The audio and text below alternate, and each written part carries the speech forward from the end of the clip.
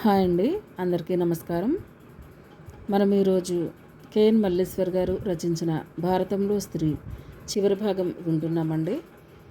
ఈ నేను చదివిన విధానము అలాగే ఈ కథ మీకు నచ్చితే తప్పకుండా నా ఛానల్ని సబ్స్క్రైబ్ చేయండి, లైక్ చేయండి, మీ ఫ్రెండ్స్కి షేర్ చేయండి. ఇదే నా ప్రథమ ప్రయత్నం కాబట్టి ఏమైనా తప్పొప్పులు ఉంటే దయతో అడ్జస్ట్ చేసుకోండి. Thank you. అలాగే కేఎన్ మల్లేశ్వరి గారి అడ్రస్ కోసం పర్మిషన్ తీసుకోవడం కోసం నేను చాలా ప్రయత్నం చేశానండి, కానీ వారి అడ్రస్ నాకు దొరకలేదు. రచయిత్రి గారు ఇది వినడం సంభవిస్తే దయచేసి నా నాకు పర్మిషన్ ఇచ్చి నాకు సహకరిస్తారని ఆశిస్తున్నాను. రచయిత్రి గారికి కూడా థ్యాంక్ యూ చెప్పుకుంటున్నానండి. మరి కథలోకి వెళ్ళిపోదామా? సుధా ఇప్పుడిప్పుడే జీవితంలో కొంతకాలాన్ని తనకిష్టమైన పనిలో గడుపుతుంది. తనకొచ్చిన కళని పిల్లలకు నేర్పించడంలో అనంతమైన ఆనందాన్ని పొందుతుంది. పిల్లల అమాయకమైన అభిమానం ఆమెలో సహజంగా ఉండే సాత్వికతను వెలికితీస్తుంది.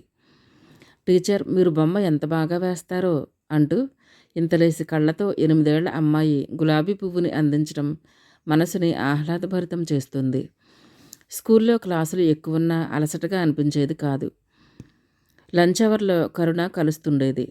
విశేషాలు ఎక్స్చేంజ్ చేసుకునేవారు. సుధ లైఫ్ ఒక గాడిలో పడుతుండగా మాణిక్యానికి అశాంతి ప్రారంభమైంది. సుధ ఉద్యోగం చేస్తుందని విన్న అమ్మలక్కలు, అదృష్టవంతురాలండి మీరు, మీ కోడలు ఇంట్లో పనిచేసుకుని ఉద్యోగానికి వెళుతుందంటే మాటలా? పైగా మనిషి ఎంత వినయం, ఎంత నెమ్మది, నోరెత్తి మాట్లాడినట్లే ఉండదు అని పొగుడుతుంటే తన ఆధిపత్యం పోయి కోడలి హయాం ప్రారంభమైనట్లు భయపడసాగింది. సుధ ఉదయాన్నే లేచి ఎప్పటిలాగా వంటలు, టిఫిను, క్యారేజీలు అన్ని పనులు చేస్తుంది. కానీ ఇదివరకులా అత్తగారిని ఏం కూర వండాలి, ఏం టిఫిన్ చేయాలి అని అడగడం లేదు. తన టైంను బట్టి చేసుకుంటుంది. ఉదయం చేయాల్సిన కూరల్ని ముందు రోజు రాత్రే కట్ చేసి ఉంచేది. ఓ రోజు పద్మనాభరావు అది గమనించి, కూరగాయలు ఇంత ముందుగా కోసి ఉంచితే అందులో విటమిన్లు ఏముంటాయి? అందుకే ఈ మధ్య మాకు ఒంట్లో బాగుండడం లేదు. చావు కాలానికి లావు దుఃఖమని ఇప్పుడు ఇలాంటి కూరలు తినాల్సి వస్తుంది అన్నాడు.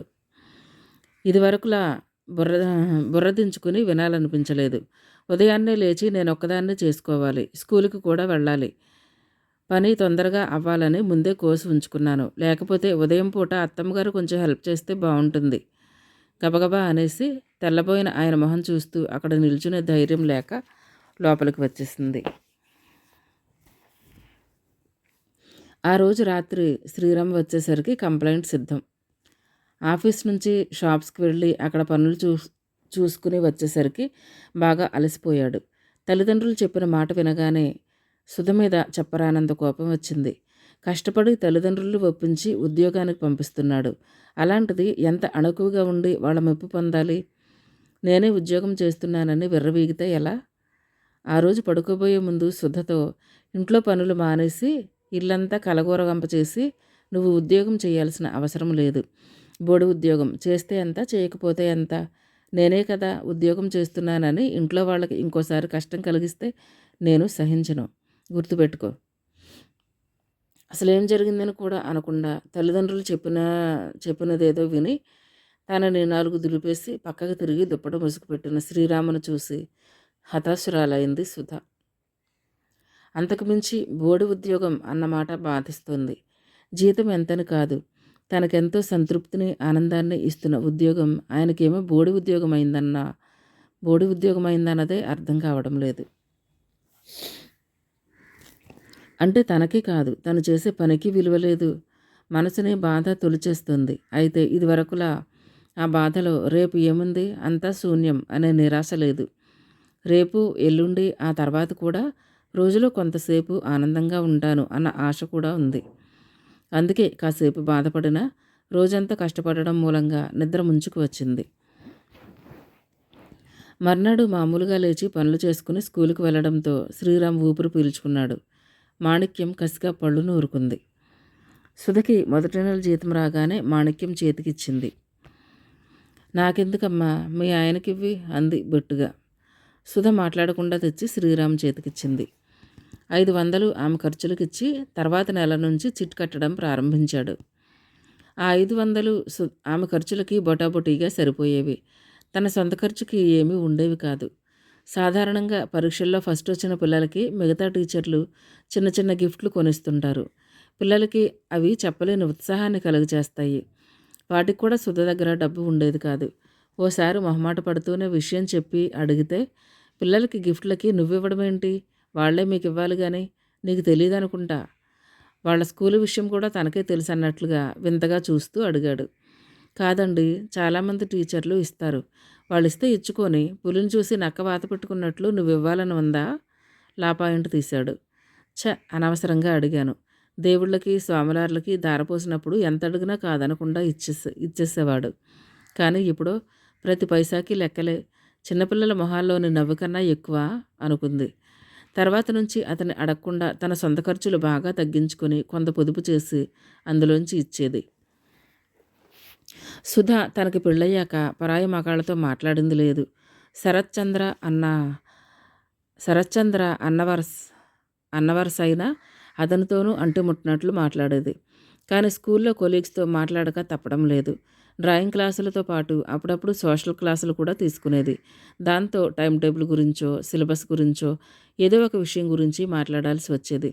జెంట్స్ స్టాఫ్ అంతా ఆమెతో గౌరవంగా మాట్లాడేవారు. దాంతో బెరుకు, బిడియం తగ్గాయి. ఓసారి సుధకు జ్వరం రావడంతో లీవ్ పెట్టింది.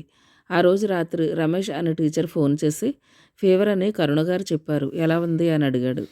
తగ్గిందని, రేపు స్కూల్కి వస్తానని చెప్పి థ్యాంక్స్ చెప్పి ఫోన్ పెట్టేస్తుంది. వెంటనే శ్రీరామ్ మొహం ఏదోలా పెట్టుకున్నాడు. అప్పటి వరకు బిజినెస్లో వస్తున్న లాభాలు, తాము కూడబెట్టుకున్న ఆస్తుల గురించి ఆనందంగా మాట్లాడుకుంటున్న ముగ్గురు మాటలు ఆపేశారు. తనని దోషిలా చూస్తున్నట్లు ఫీల్ అయింది. మా కొలీగ్ నాకు జ్వరం అని కరుణ చెప్పిందట అంది. ఎవరూ మాట్లాడలేదు. వినిపించుకోనట్లు టీవీ తెరకి కళ్ళప్పగించేశారు. కాసేపు అక్కడ కూర్చొని పడుకోవడానికి బెడ్రూమ్కి వచ్చింది. కాసేపటికి శ్రీరామ్ కూడా వచ్చాడు. మాట్లాడకుండా, కనీసం ఆమె వైపు కూడా చూడకుండా ఏదో బుక్ పట్టుకుని చదువుకుంటున్నాడు. ఆ రకపు శ్రీరామ్ ప్రవర్తన ఆమెకి అనుభవమే. అతనికి నచ్చని పని తను చేస్తే ఆమెతో 2-3 రోజులు ముభావంగా ప్రవర్తిస్తాడు. ఆమె దేన్నైనా భరించగలదు. కానీ ఇద్దరు ఒకే గదిలో ఉంటూ ఎడమొహం పెడమొహంగా ఉండడం అస్సలు భరించలేదు. అందుకే అతనికి ఇదొక ఆయుధం. సుధలో అసహనం ప్రారంభమైంది. తనేం తప్పు చేసిందని, అసలు ఎవరు మాత్రం ఏం చేశారు? ఒక దగ్గర పనిచేసేవాళ్ళం. ఒంట్లో బాగాలేదని తెలిసి కుశలం అడిగితే తప్ప బుర్ర బద్దలయ్యేలా ఆలోచించి కరుణకు చెప్పింది. పట్టించుకోకండి వదిన, మీ పని మీరు చేసుకోండి అంది. 2-3 రోజుల్లో ఆ విషయం మరుగున పడిపోయింది. ఆ రోజు కరుణ డైరీ ఫామ్ నుంచి రాత్రి 8 గంటలకు వచ్చేసరికి అరుంధతి ముసుగు పెట్టుకుని వణుకుతూ పడుకుంది. ఈ మధ్య పని కరుణ మీద నెట్టడానికి ఇలాంటి డ్రామాలు ఇంట్లో అందరికీ అలవాటవడంతో మిగతా వాళ్ళందరూ ఇంట్లోనే ఉన్నా ఎవరూ పట్టించుకోలేదు. కరుణ ఎప్పటిలాగే అత్తమ్మ బాగాలేదా అంటూ నుదురు తడిమి చూసింది. వేడిగా తగిలింది. మనిషి వణికిపోతుంది. జ్వరం వచ్చింది అనుకుంటూ ప్రదీప్కి చెప్పింది. అతను వచ్చి చూశాడు. 2 దుప్పట్లు కప్పినా చలి ఆగడం లేదు. దాంతో టాక్సీ పిలిపించి డాక్టర్ దగ్గరికి తీసుకెళ్లాడు. బ్లడ్ శాంపిల్ తీసి టెస్ట్కి పంపించాడు డాక్టర్. రాత్రికి తాత్కాలిక మందులిచ్చాడు. రాత్రి బామ్మ, కరుణ అరుంధతి పక్కనే పడుకుని పంతుల వారీగా లేచి ఆమెకు మందులిచ్చారు. మర్నాడు రిపోర్ట్ వచ్చింది. మలేరియా అని తేలింది. ఆ మెడిసిన్స్ వాడడం మొదలుపెట్టారు. కరుణ స్కూలుకి 4 రోజులు సెలవు పెట్టింది. డైరీ ఫామ్ పనులు ప్రదీప్కి, సంజీవరావుకి అప్పగించింది. ఉదయాన్నే నడుం బిగించి బామ్మ, సూరి సాయంతో వంట, టిఫిను ముగించి ఇల్లంతా శుభ్రంగా సర్ది వేన్నీళ్లు కాచి బాత్రూంలో పెట్టి అరుంధతిని స్నానానికి పిలిచింది. ఆమె తూలిపోతుంటే జాగ్రత్త అంటూ ఆమె చేతిని తన భుజం చుట్టూ వేసుకుంది. చివరికి మంచంలో పడ్డాక అత్తమ్మంటే అభిమానం కలిగిందన్నమాట. అంత నీరసంలోనూ నిష్ఠూరంగా అంది అరుంధతి. నాకెప్పుడూ అభిమానం ఉంది. ఇలా జీవితాంతం మీకు సేవలు చేశాననుకో, ఈ మంచమే మీకు శాశ్వతం అయిపోతుంది. పని చేస్తేనే ఆరోగ్యం అత్తమ్మ. ఎంత చెప్పినా వినవు, అపార్థం చేసుకుంటావు. ఓపిక లేదో మరెందుచేతనో ఎదురు మాట్లాడలేదు. మలేరియా ఫీవర్ తగ్గడానికి వాడే మందుల మూలంగా ఆమెకి వాంతులు ఎక్కువవుతుండేవి. ఓ రోజు తన ప్రక్కనే కూర్చుని మందులు ఇస్తున్న కరుణ మీదే ఆపుకోలేక వాంతి చేస్తుంది. ఆ అమ్మాయి ఏమనుకుంటుందోనని గుండె గుబేలు మంది అరుంధతికి. మొహం మీద తుంపరలు పడడంతో మొహం తిప్పుకున్న కరుణని బెరుగ్గా పరిశీలించింది. ఆ మొహంలో ఎప్పటి శాంతమే తప్ప ఎలాంటి యావగింపు కనిపించలేదు. ఏమాత్రం విసుగు కూడా లేదు. ఇలా వేసిన టాబ్లెట్లల్లా వాంతి చేస్తే ఎలా అత్తయ్య? చనువుగా గదిమింది. అందులో అభిమానాన్ని అరుంధతి పసికట్టింది. ఇది ఎలా సాధ్యమో ఆమెకి అర్థం కావడం లేదు. తన అంచనా ప్రకారం ఇంటి పనంటే ఆమెడ దూరం పరిగెట్టే ఈ పిల్ల ఇక రోగాలు రుష్టులు అంటే దరిదాపులకు కూడా రాకూడదు. కానీ వస్తుంది. ఇల్లంతా నీటుగా ఉంచుతుంది. రోజు తనకి మల్లెపూ లాంటి ఉతికిన బట్టలు వేస్తూ, జడేస్తూ, పౌడర్ రాసి బొట్టు పెడుతూ, తన చుట్టుపక్కలంతా శుభ్రంగా ఉంచుతూ, చివరికి తను ఆమె మీద వాంతి చేసిన అదేదో సహజ ప్రక్రియ లాగా ఎలా ఉండగలిగింది? అరుంధతి జీర్ణించుకోలేకపోతుంది. ఆ రోజు రాత్రి జ్వరంతో వణికిపోతూనే తన సందేహాలన్నీ భర్తకు వినిపించింది. ఆ అమ్మాయికి మనుషులందరూ ఒకటే. నువ్వేదో అత్తగారివని, నీ పెత్తనానికి లొంగి తన పనులు చేయడం లేదు. ఒకవేళ సూరికి వచ్చినా ఇలాగే చేస్తుంది. తన మనస్తత్వంలోనే ఆ గొప్పతనం ఉంది. నువ్వు అర్థం చేసుకోకుండా అత్తగారివి కదా, నాకు కోడలు లొంగి ఉండాలి అనుకుంటున్నావు. కాలం చాలా మారుతుంది. ఆ వేగానికి అందుకొని మనము మారకపోతే సుఖంగా ఉండలేం అరుంధతి.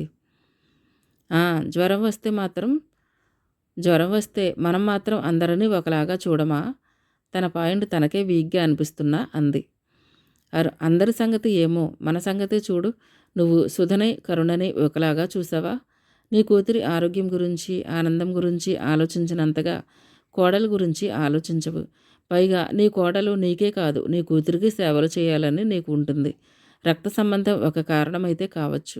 కానీ దాన్ని జయించి మనుషులందరి పట్ల ఒకే తీరుని, అదే పక్షపాతం లేకుండా ఉంటే మనము సుఖంగా ఉంటాం. ఎదుటివాళ్ళు సుఖంగా ఉంటారు అన్నాడు. ఆ రాత్రంతా ఆలోచిస్తూనే ఉంది. మాగన్నుగా నిద్రపట్టిన కలవరింతలు, తుళ్ళింతలతో లేచిపోయేది. అత్తమ్మ, కేకలేస్తున్నావు, ఏమైంది? ప్రశాంతంగా పడుకో, అందరం ఇక్కడే ఉన్నాం అంటూ తల నిమురుతుంటే ఈ పిల్లని అర్థం చేసుకోలేక ఇన్నాళ్ళు మాటలతో ఎంతో బాధ పెట్టింది అన్న ఆలోచనకి కళ్ళలో నీళ్లు తిరిగాయి. కరుణ అది చూసి, అత్తమ్మ, ఎందుకు దిగులు పడుతున్నావు? నా గురించా?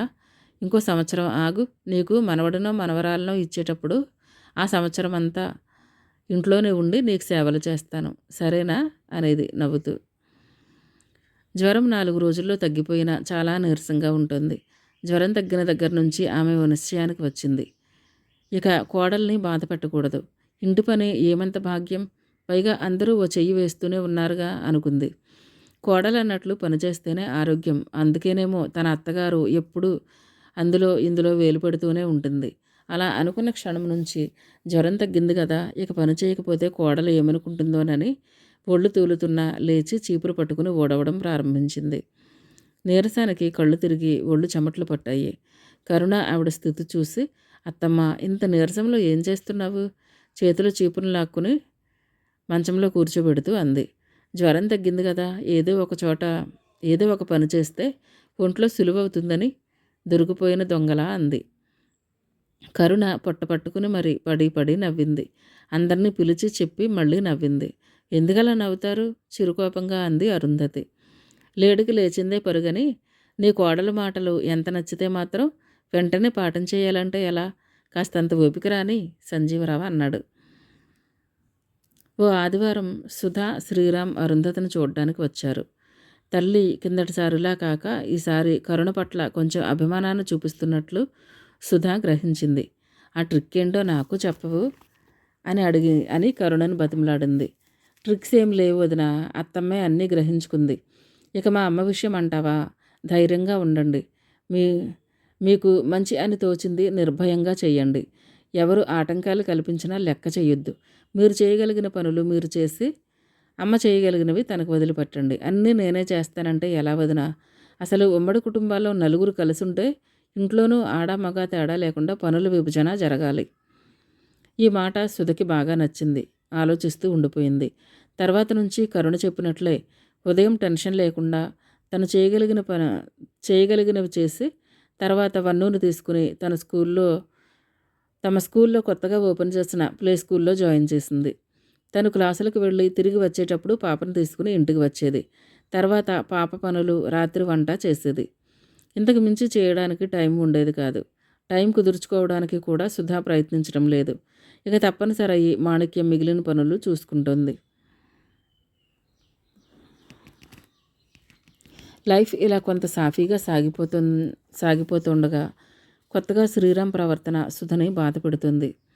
స్కూల్ నుంచి ఇంటికి అరగంట బస్ ప్రయాణం. 3:30 కల్లా ఇంట్లో ఉండొచ్చు. తప్పితే పావుతక్కువ 4. కరెక్ట్‌గా ఆ టైంకే శ్రీరామ్ ఇంటికి ఫోన్ చేస్తాడు. స్కూల్లో పనుండి గానీ, బస్సు దొరక్క గానీ 10 నిమిషాలు ఆలస్యంగా వస్తే, "ఎందుకు లేటయింది? మీకు 3కే వదిలేస్తారు కదా!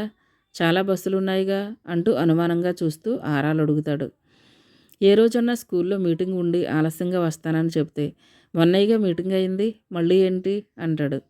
"నాకేం తెలుసు? వాళ్ళు మీటింగ్ అని చెప్తే మేము అటెండ్ అవుతాం తప్ప మొన్నేగా అయింది అని మేము అడగలేం కదా" అని ఆపుకోలేక సమాధానం చెప్తే, "ఏం నోరులేస్తుంది? నీ బోడి ఉద్యోగాన్ని చూసుకునా" అంటున్నాడు. తిరస్కారంగా చూసి నోరు మూసుకోవడం తప్ప ఏం చేయలేకపోతుంది. ఉన్నట్లుండి, "రమేష్ నీకు ఫోన్ చేశాడు రాత్రి నువ్వు పడుకున్నప్పుడు" అని ఆమె మొహాన్ని తెగ పరిశీలించేస్తాడు. "రమేషా? అతనెందుకు చేస్తాడు అంత రాత్రిపూట? ఉండండి, రేపు 4 దులుపుతాను" కోపంగా అనేసరికి, "వట్టిదే నిన్ను టెస్ట్ చేయడానికి అంటున్నాను" అని నవ్వేస్తాడు. ఆమెకి అర్థమైంది. ఇప్పుడు శ్రీరామ్‌కి తనంటే అనుమానం. ఇదేనా భార్యాభర్తల అనుబంధం? ఎన్ని కలలు కన్నారు? ఇద్దరూ కలిసి చివరికి ఈ అపార్థాల కోసమేనా బాధపడి, చివరికి అతనితో ప్రశాంతంగా మాట్లాడాలనుకుని ఓ రోజు అతన్ని కూర్చోబెట్టి, "నేను పరాయి మగాళ్ళతో తిరుగుతానేమోనని మీకు అనుమానం కదూ" అంది. ఆ అటాక్‌కి బిత్తరపోయాడు. "ఆహా! అదేం లేదు" నీళ్లు నమిలాడు. "నిజం చెప్పండి" తలదించుకున్నాడు. "ఎందుకో ఎంత వద్దనుకున్నా ఇవే ఊహలు. నువ్వలాంటి దానివి కాదని తెలుసు. కానీ కంట్రోల్ చేసుకోలేకపోతున్నాను." "నేనేం చెయ్యాలి?" నిస్సహాయంగా అంది. "పోనీ ఉద్యోగం మానేస్తావా?" ఆశగా అడిగాడు. "ఉద్యోగం మానేయాలా? మానేసి?" జీవితాంతం ఈ కోపంలోనే మగ్గిపోతూ బతుక్కో ఆనందం లేకుండా. తను మానలేదు. తన ఇష్టం ధైర్యంగా చెప్పాల్సిన సమయం ఇదే. ఇతను ఎంత ఆశగా చూడని, బలవంతం చేయని, శాసించని తను మానదు అంతే. "ఈ ఉద్యోగం నాకు సంతృప్తినిస్తుంది. ఎందుకు మానడం?" శాంతంగానే అంది. ఇవ్వడం లేదని కాదు, కానీ మానాల్సిన పరిస్థితులు వచ్చాయి. కాలనీలో అందరూ "మీకేం తక్కువయ్యి కోడలతో ఉద్యోగం చేయిస్తున్నారు" అని అమ్మను అందరూ అడుగుతున్నారట. డబ్బు కోసమే ఉద్యోగం చేయాలా? మన సంతృప్తి కోసం చెయ్యకూడదా? ఇంట్లో పని నీకు సంతృప్తినివ్వదు. కానీ బయట ఊరేగడం ఇష్టం కదూ వెటకారంగా అన్నాడు. ఎవరికి ఏది ఆనందాన్నిస్తుందో ఎవరు చెప్పగలరు? ఇంటి పని అంత సంతృప్తిని కలిగించేదే అయితే అత్తయ్య గారు ఈ పని మానేసి పూజల్లోనూ, టీవీ చూడటంలోనూ, వాళ్ళతో వీళ్ళతో కబుర్లు చెప్పడంలోనూ టైం స్పెండ్ చేస్తారెందుకు? "నోరు మూసుకో, అడ్డు అదుపు లేకుండా మాట్లాడుతున్నావు. మా అమ్మ నానేంత దానివయ్యావా? తను 25 పైన మాకు చేసి పెట్టింది.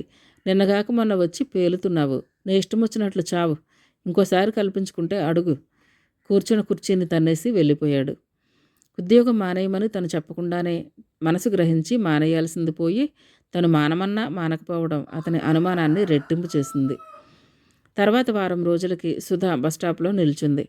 తనతో పాటే బస్ ఎక్కాల్సిన మ్యాథ్స్ టీచర్ ఆమెతో మాట్లాడుతున్నాడు. మేనేజ్మెంట్ గురించి, జీతాల గురించి. కాసేపటికి యథాలాపంగా తల పక్కకి తిప్పి చూసిన సుధ నిశ్చేష్టురాలైంది. పక్కన ఉన్న కిళ్ళీ కొట్టు నీడలో స్కూటర్ స్టాండ్ వేసి నిలబడి ఇటే చూస్తున్నాడు శ్రీరామ్. కళ్ళ నుంచి నిప్పులు రాలుతున్నాయా అన్నంత తీక్షణంగా ఉంది అతని చూపు. సుధకి గుండాగినంత పనయింది. మెల్లగా అటువైపు నడిచింది. ఎక్కడికని అడుగుతున్న కొలీగ్ ప్రశ్నని వినిపించుకునే స్థితిలో లేదు. దగ్గరికి వచ్చిన సుధను చూసి, "నీ బాయ్ ఫ్రెండ్ ఏదో అడుగుతున్నాడు, వచ్చేసావు" సాధ్యమైనంత వ్యంగ్యంగా అన్నాడు. "మా కొలీగ్ అండి" మెల్లగా అంది. ఏడుపు బిగబట్టిన స్వరం. స్కూటర్ స్టాండ్ తీశాడు. ఆమె ఇలా కూర్చోగానే బుర్రను పోనిచ్చాడు. గతుకులు గుంతలు చూసుకోకుండా స్పీడ్గా పోనిస్తున్నాడు. అతని మనసంతా డ్రైవింగ్లోనే తెలుస్తుంది. సుధ ఊపిరి బిగబట్టి కూర్చుంది. 20 నిమిషాల్లో ఇంటికి వచ్చేశారు. హాల్లోకి ఇలా వెళ్ళిందో లేదో వెనక నుంచి వచ్చిన శ్రీరామ్ విసురుగా ఆమె జబ్బ పట్టుకుని ఆపి, "బస్టాప్లో ఆ పకపకలు ఎకఎకలు ఏంటి? వాడెవడు?" ఆవేశంగా అడిగాడు. "సరిగ్గా మాట్లాడండి, మా కొలీగ్ అని చెప్పాను కదా" రోషంగా అంది. "ఏంటే సరిగ్గా మాట్లాడేది? పరాయి మగాడితో కులుకుతూ తిరుగుతుంది కాక" అంటూ చెంప మీద చెళ్ళును కొట్టాడు. ఊహించిన సంఘటనకి ఓ నిమిషం మెదడు మొద్దుబారిపోయింది. వాస్తవంలోకి రాగానే మొగుడి మీద మొదటిసారిగా అసహ్యం కలిగింది. అయితే అది భారీ స్థాయిలో ఉండడం అతని దురదృష్టం. ఊరుకోరా, ఇంటి గుట్టు లంకకి చేటని మాయదారి కాలం ఇలా దాపురించింది. దీని సంగతి నేను గమనిస్తూనే ఉన్నాను. ఆ వేషాలు, షోకులు. అత్తయ్య, మర్యాదగా మాట్లాడండి, గట్టిగా అరిచింది. ఏవమ్మో, పెద్దంతరం చిన్నంతరం లేకుండా ఎగురుతున్నావు? నోరు అదుపులో పెట్టుకో, పద్మనాభరావు అన్నాడు. ఇంతకాలం మీరు ఎలాంటి మాటలన్నా అదుపు చేసుకుంటూనే ఉన్నాను. ఇది నా క్యారెక్టర్కి సంబంధించిన విషయం. మీరేమన్నా నేను నోరు మూసుకుని పడుంటే అన్నింటికి ఒప్పుకున్నట్లే అవుతుంది. నేనేం తప్పు చేశానని? ఏమోనమ్మా, ఎలా ఊరేగుతావో నీ ఇష్టం. ఇలాంటి పనులు మా ఇంట వంట లేవు. ఒరేయ్, మీ ఇష్టం వచ్చినట్లే ఉండాలంటే మీ దోవ మీరు చూసుకోండి. మేము కాస్త పరువుగా గుట్టుగా బతకాలని అనుకునేవాళ్ళం. అమ్మా, అంత దూరం ఎందుకులే, స్కూల్ మాన్పించేస్తాగా, కంగారుగా అన్నాడు శ్రీరామ్. నేను మానను, ఖండితంగా అంది. ఎందుకు మానవు? ఎలా మాన్పించాలో తెలుసు. మీరేమైనా చేసుకోండి, నేను మానను. ఆమెలో తెగింపు వచ్చేసింది. దానికి తోడు మిగతా విషయాలు కూడా చెప్పేయాలనుకుంది. అంతేకాదు, ఇంటి పనంతా నేను చెయ్యను. ఎవరి పనులు వారు చేసుకోండి. నా ఖాళీని బట్టి వంట చేస్తాను. చేసిన దానికి వంకలు పెడుతూ అది చెయ్యి ఇది చెయ్యి అంటే నా వల్ల కాదు. అసలు నలుగురు కలిసిన ఇంట్లో పనులు విభజన జరగాలి. తను అలా అనదలుచుకున్నది గబగబా అనేసి ఇక తిట్టుకొని అని ఊపిరి బిగబట్టింది. ఏం జరగాలి? మొహం చిట్లించి అడిగాడు శ్రీరామ్. పనుల విభజన జరగాలి, బింకంగా అంది. గాడిద గుడ్డే జరగొద్దు, ఊరుకుంటున్నాను కదా అని రెచ్చిపోతున్నావు. మేము చెప్పినట్లు వినేట్లయితేనే ఇక్కడ పడుండు, లేకపోతే ఇంటి నుంచి పో. నాకేం భయమా? పోతాను. పొమ్మన్నా చూరు పట్టుకు వేలాడడానికి అంత గతిలేని దాన్ని కాదు. చూసావరా, అంత ధైర్యంగా పోతానంటుందంటే ఎవరంట చూసుకుని? మీతో నాకు మాటలు అనవసరం. మా నాన్న ఇచ్చిన కట్నం డబ్బు కట్టడం ముందు. ఏంది కట్టేది? నీ తిండికి బట్టలకి ఎక్కడి నుంచి వచ్చాయి? వాటికి సరిపోయాయి అనుకో, కంగారుగా అన్నాడు పద్మనాభరావు. కోడలు ఇల్లుదిలిపోతానన్నా అతను గాబరా పడలేదు. కానీ డబ్బు అడగగానే దడపట్టుకుంది. సరే, ఎలా తెప్పించుకోవాలో నాకు బాగా తెలుసు. గబగబా లోపలికి వెళ్ళి తన తండ్రి ఇచ్చిన నగలు చీరలు సర్దుకుంది. శ్రీరామ్ బెడ్రూంలోకి వచ్చాడు. ఏదో బెదిరింపుగా అన్నాడే కానీ సుధా ఇలా తెగించి వెళ్ళిపోతుందని ఊహించలేదు. మనసులో డీలా పడిపోయాడు. నిజంగా మొగుడిని వదిలేసి వెళ్ళిపోతున్నామన్నమాట. మీరే పొమ్మన్నారు. నేను చెప్పినట్లు వినొచ్చుగా. సబబుగా మాట్లాడండి, వింటాను. నీకింత ధైర్యం ఎలా వచ్చింది? ఎవరు నోరు పోస్తున్నారు? మీ ప్రవర్తనే నన్ను స్థితికి తెచ్చింది.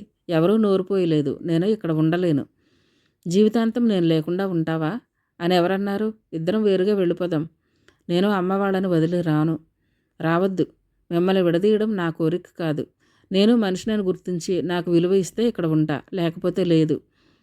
అంటే నేను కూర్చోబెట్టి మా వాళ్ళు నీకు సేవలు చేయాలా?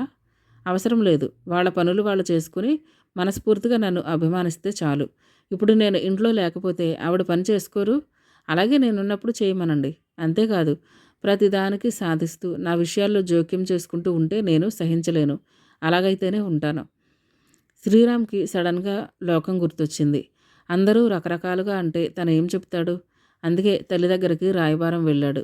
ఓ పావుగంట తర్వాత గొల్లుమని మాణిక్యం ఏడుపు, పద్మనాభరావు రంకెలు వినిపించాయి. పొండిరా, నువ్వు నీ పెళ్ళం కట్టుకుని ఊరేగండి. కన్నతల్లి, ఒంట్లో బాగోని మనిషి అన్న జ్ఞానం కూడా లేకుండా ఆడింగి వెధవలా, అమ్మ నువ్వు కూడా పనిచేయి, సుధనేమి అనకు అని చెప్తావా? లోకంలో ఎంతమంది కొడుకులు వదిలేసిన వాళ్ళు లేరు? అలాగే బతుకుతాం.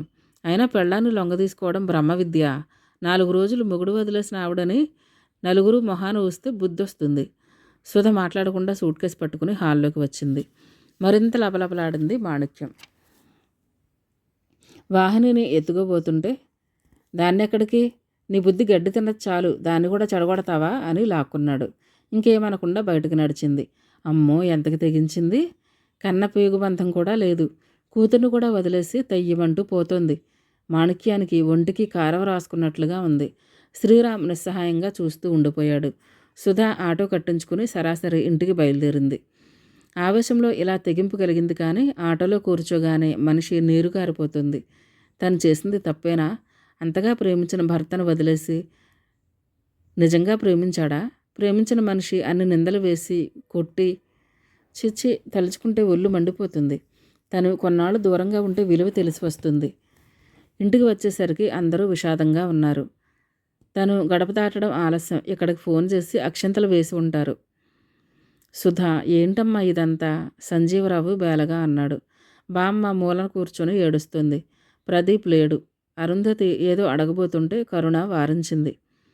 మీరు స్నానం చేసి భోజనం చేయండి వదిన, రేపు మాట్లాడుకుందాం అంది. ఒంటరిగా ఉండాలని కోరుకున్న తన మనసును గ్రహించిన కరుణ వంక కృతజ్ఞతగా చూసి లోపలికి వెళ్ళింది. 2 రోజులు మౌనంగానే గడిపింది. స్కూల్కి వారం రోజులు సెలవు పెట్టింది. ఇంట్లో ఉన్న ప్రశాంతంగా లేదు. ఎవరికి ఎదురుపడినా అందరి చూపుల్లోనూ ఏమైందన్న ప్రశ్నే. ఎవరూ తనని గమనించని చోటుకి, ఎవరి కళ్ళా పడని చోటుకి వెళ్ళాలని ఉంది. గంగారమ్మ చెట్టు దగ్గరికి తీసుకువెళ్ళమని ప్రదీప్ని అడిగింది. దేనికి అనుమానంగా చూస్తూ అడిగాడు. నేనేం చావనులే, ఇదివరకటి సుధన కాదు అంది. మాట్లాడకుండా దింపి వచ్చాడు. చెట్టు మొదట్లో కూర్చుంది. ఎప్పటిలాగే పంట కాలువ మెల్లగా పారుతుంది. దాని మీద నుంచి వచ్చే గాలి చల్లగా వీస్తుంది. చుట్టూ పరికించి చూసింది. పిల్లలు ఊగి ఊగి కొన్ని ఊడల్ని తెంపి పడేశారు. కొన్ని కొమ్మలు కూడా విరిగిపోయాయి. అక్కడక్కడ మూడులు కనిపిస్తున్నాయి. ఆమెకి ఏదో తోచినట్లయింది. ఇంతైనా చెట్టు అలగలేదు. ఎందుకీ జీవితమని విరక్తి చెందలేదు. చల్లని నీడని, మంచి గాలిని అందరికీ ఇస్తూనే ఉంది. మరి తను మనిషి, పైగా ఆలోచించే శక్తి ఉంది. ఎందుకు నిస్పృహ చెందాలి? ఆలోచించలేని చెట్టే నలుగురికి నీడనిస్తూ ఇంత ఉపయోగపడుతుంది కదా. మరి తన మూలంగా ఎవరికి ఉపయోగం? ఇంతకాలం అర్థం లేని పనులతో ఎంతో సమయాన్ని వృధా చేసింది. ఇక నుంచైనా తన జీవితాన్ని తాను దిద్దుకుని ఇతరుల కోసం ఆలోచించగలిగితే, గంగారమ్మ చెట్టులా తన జీవితాన్ని విస్తరింపు చేసుకుని నలుగురికి ఆశ్రయం కల్పించలేదా? ఆమెలో చైతన్యవంతమైన ఆలోచనలు మొలకెత్తుతున్నాయి. ఇదివరకు కరుణ చేసే పనులు వృధా పనులుగా అనిపించేవి. ఇప్పుడు ఆలోచిస్తుంటే అందులో ఏదో ఉపయోగం ఉందనిపిస్తుంది. ఇంతకాలం తను కాలక్షేపం కోసమే రకరకాల మార్గాలు అన్వేషించి దెబ్బతింది. అందరికీ ఆమోదయోగ్యమైన పనుల కోసం వెతికింది. కానీ ఇప్పుడు అలా కాదు. ముందు తన కోసం తాను జీవించాలి. తనని తాను గౌరవించుకోవాలి. అన్నింటినీ మించి ముందు తను ఎక్కడ ఉండాలి? మళ్ళీ వాళ్లతో కలిసి ఉండలేదా? అక్కడ ఉంటూనే వాళ్ళు తనని పూర్తిగా అభిమానించేటట్లు చేసుకోలేదా? అమ్మ ఇప్పుడు కరుణతో ఎంత బాగా ఉంటుంది. అత్తగారు కూడా ఇలా మారుతారేమో. ఇంటికి వచ్చాక ఆవిడకు ఫోన్ చేసి నచ్చజెప్పబోయింది. ఫోన్లోనే గయ్యమని లేచింది. నా కొడుక్కి పెళ్ళాం దొరక్కపోదు. తెగించి గుమ్మం దాటిన రోజే నా కోడలు చచ్చింది అని ఫోన్ పెట్టేసింది. మనసును చుట్టయిపోతున్న డిప్రెషన్ని కంట్రోల్ చేసుకుంది. ఇక్కడ ఉండి అందరికీ ప్రశ్నార్థకంగా మారకూడదు. వెంటనే తను భవిష్యత్తు ప్రణాళిక నిశ్చయించుకుంది. నిర్ణయం తీసుకునే ముందు ప్రదీప్, కరుణల సలహా తీసుకుంది.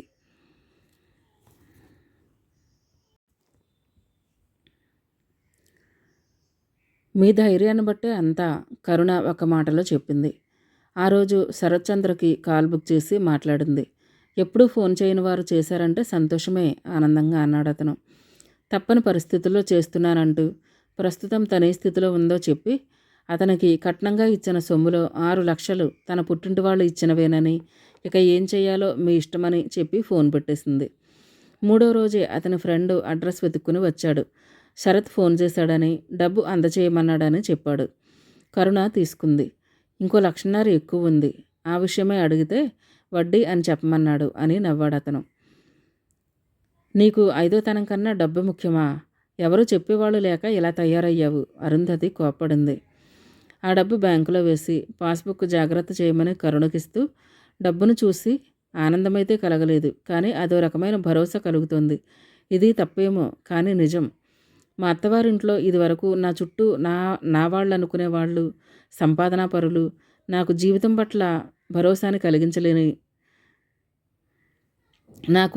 పట్ల కలిగించలేని భరోసా ఈ డబ్బు కలిగించింది.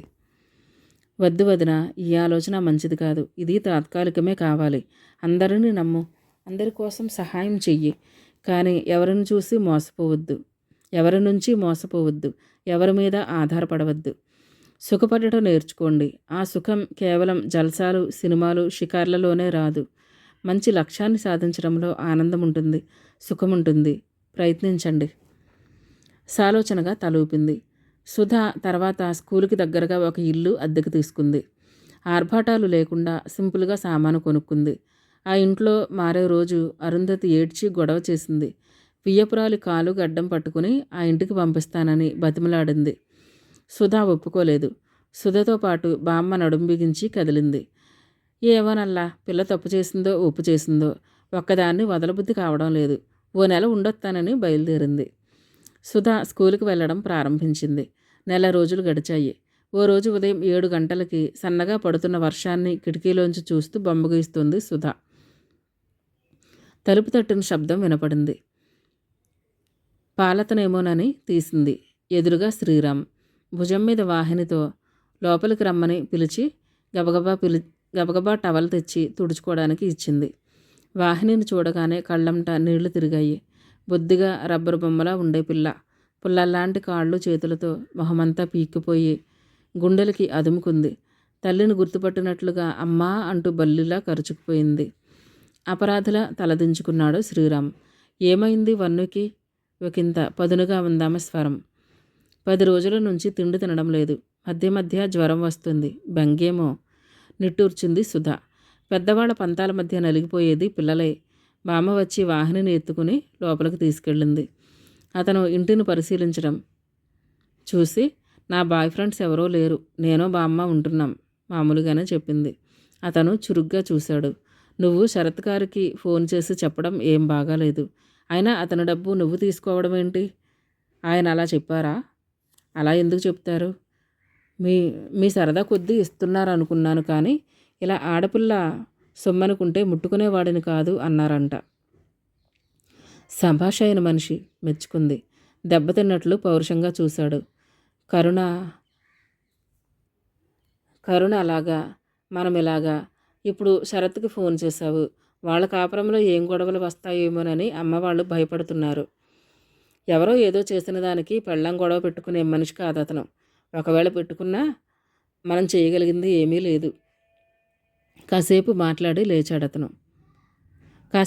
మాట్లాడలేదతను. చివరికి ఇలా ఎంతకాలం అన్నాడు. నేనిప్పుడు మానసికంగా చాలా ఆనందంగా ఉన్నాను. ఇక మనం కలిసి ఉండాల్సింది లేనిది నిర్ణయించుకోవాల్సింది మీరే. మీరిక్కడికి వస్తానన్నా, నన్ను అక్కడికి రమ్మన్నా నేను సిద్ధమే. కానీ అందరికీ సేవలు చేస్తూ లొంగి పడుండే సుధా ఇక మీకు కనిపించదు.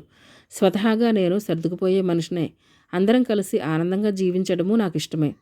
కాబట్టి ముందు ఇంట్లో అందరికీ ఆ సర్దుబాటు ధోరణి అలవాటు చేయండి. అసలు సహజీవనంలో మనుషులు ఎంత అవగాహనతో మెలగాలో మీతో సహా అందరూ నేర్చుకోండి. అప్పుడు తప్పక మనమందరం కలిసి ఉందాం. ఆ రోజు కోసమే నేను ఎదురు చూస్తున్నాను అంది. శ్రీరామ్ మౌనంగా ఆమెనే చూస్తూ కూర్చున్నాడు. వాహినిని తీసుకొచ్చి ఇచ్చి తను మాట్లాడే విషయాన్ని తీసిపారేయకుండా శ్రద్ధగా వింటున్న అతను చూసి సుధకి కొంచెం ఆనందం కలిగింది. కాసేపు అలాగే కూర్చొని వెళ్ళొస్తానని లేచాడు. గుమ్మం వరకు వెళ్ళాక వెనక్కి తిరగకుండా ప్రయత్నిస్తాను అన్నాడు. సుధా పెదవుల మీద చిరునవ్వు. ప్రహరీ గేటు ముందు మళ్ళీ తిరిగి చూశాడు. ఆ చూపులో దాగిన అనురాగం భవిష్యత్తులో తమ అనుబంధాన్ని పునరుద్ధరిస్తుందన్న ఆశను కలిగించింది సుధకి. ఇంతటితో ఈ కథ సమాప్తమైందండి. దయచేసి నా ఛానల్ని తప్పకుండా లైక్ చేయండి, షేర్ చేయండి, సబ్స్క్రైబ్ చేసుకుని నన్ను సపోర్ట్ చేయండి. Thank you. త్వరలోనే మరో కొత్త కథతో మరలా కలుసుకుందాం.